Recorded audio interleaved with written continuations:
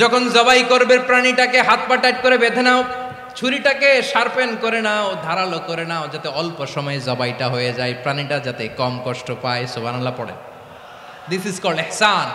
ইহসান, আল্লাহ তাআলা যেমনি আদলের আদেশ করেছেন, ন্যায় বিচার, জাস্টিস এনশিওর করতে বলেছেন, সমাজে ইহসানের ব্যবহার, ইহসানের অনুশীলন তিনি করতে বলেছেন। এজন্য মুমিনের প্রতিটি কাজে, আমার চট্টগ্রামের ভাইয়েরা আমার দিকে তাকান, খেয়াল করে শুনুন, মুমিন জীবনের প্রতিটি কাজে ইহসানের পরশ থাকা চাই। আমরা যেন আমাদের পরিবারের প্রতি ইহসান করি, আমরা যেন আমাদের কর্মচারীদের প্রতি ইহসান করি, আমরা যেন আমাদের কলিগদের প্রতি ইহসান করি, আমরা যেন আমাদের ভাইদের প্রতি ইহসান করি। মুমিন জীবনের প্রতি কাজে ইহসানের পরশ থাকার দরকার আছে না নাই? কথা বুঝতে পেরেছেন? তাহলে আল্লাহ তাআলার তিনটা আদেশ ছিল, কয়টা গেল? ভুলে গেছে, ভুলে গেছে চট্টগ্রাম।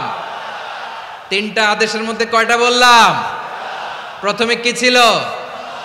আদল। 2 নম্বরে